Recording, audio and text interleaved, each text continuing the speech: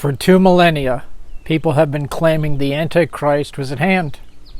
He's been claimed to be Nero, Caligula, Domitian, the Roman Empire itself, Muhammad, the Roman Catholic Church, Napoleon, Hitler, Barack Obama, Donald Trump, and an endless list of others.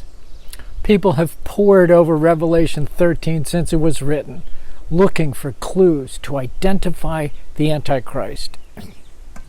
Now, here are some things we know about the Antichrist from Revelation 13, Daniel 7, and 2 Thessalonians 2. First of all, he's an ambassador of Satan, Revelation 13:1. He's a human being or a human entity rather than a spirit being, also verse 1. He is characterized by oppressive evil. He is characterized by blasphemy. He is a powerful leader, primarily political, but possibly a movement, an entity. He will conquer quickly and efficiently, Revelation 13:2. He will try to change the set times and the laws, Daniel 7:25. Pride, Revelation 13:5, Daniel 7:8 and 11. Pride in the form of haughty egotism and brash confidence. He will do miracles, 2 Thessalonians 2:9 and Revelation 13. He'll make war against the saints and conquer them, Revelation 13:7, Daniel 7:21 and 25. And he will receive worship from the world, Revelation 13:8 and 2 Thessalonians 2:4.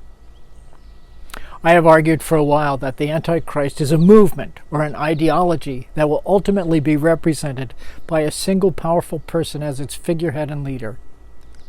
I have recently claimed that LGBT is that ideology, the spirit of decadence and depravity of the Roman Empire, blasphemous and hostile to God, persecuting Christianity.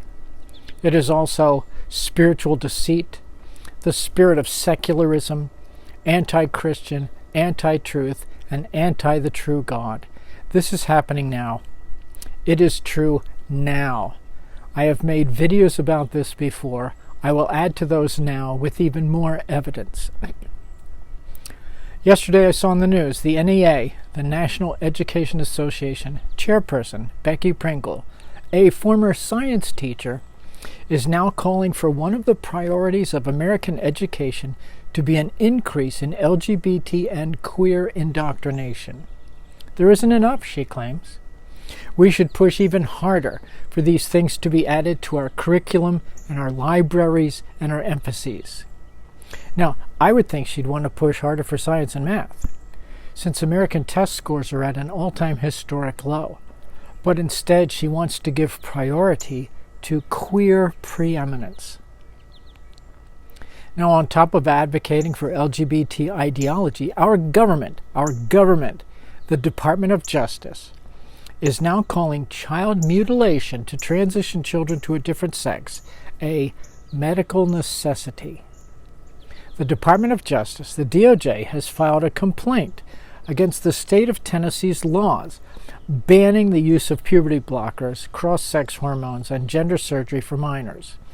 The federal government claims that such a ban violates the 14th Amendment's Equal Protection Clause, and that these procedures are, quote, medically necessary care for transgender minors, unquote. My point here is to show the power and ubiquity of this catastrophic ideology, ruining the country, ruining the world, and standing proudly and blasphemously against God. But it goes deeper. The movie Sound of Freedom was released on July 4th weekend to generally good reviews. But corporate media, along with some government agencies, seem to be taking a stand to play down child trafficking. They have attacked the Sound of Freedom movie as conspiracy theory. Rolling Stone has called the movie a triumph for QAnon believers. They view it as propaganda from the conspiracist right, grossly exaggerating child sex trafficking as an epidemic. The Washington Post also associates the movie with QAnon. MediaMatters.org calls it misleading anti-trafficking rhetoric. Anti-trafficking rhetoric that slips seamlessly into transphobia and xenophobia. So are we to understand that to mean that they believe in trafficking rhetoric? On top of that, a California Assembly committee has just blocked a bill that increases punishments for child sex traffickers to a serious felony, and could have sent human traffickers of kids to prison for life. They blocked it. Now, you just know you're on the wrong side of morality and the law when you choose to go easy on child sexual predators and traffickers. This is certainly the spirit of Antichrist. Now, it is also coming to light that pedophiles are using meta platforms to sexually exploit children. But Zuckerberg doesn't censor them or cancel their accounts. According to the 2022 Federal Human Trafficking Report, Facebook was the top platform used for the recruitment of human trafficking victims from 2019 to 2022. That's a 4-year span. By my study, all of this combined promotes the ideology that aligns with the Antichrist in Revelation 13.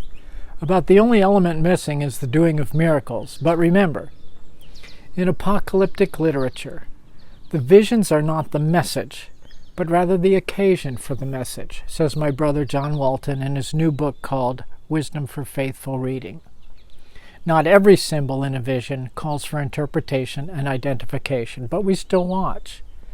There is certainly more to unfold, and there is more around the corner. This is far from over. Meanwhile, we are also seeing massive disruptions in nature and climate, going along with Matthew 24 and the book of Revelation. AI is threatening humanity. It is predicted that the U.S. will be at war with China within 2 years. Be alert to the signs and connect the dots. But all these are just the beginnings of birth pangs, the firsts in a coming series of similar or corresponding events. We know that true childbirth labor increases in frequency and intensity, so also these signs: blasphemous ideology, religious apostasy, international strife, and natural upheaval. Do you hear the knock on the door?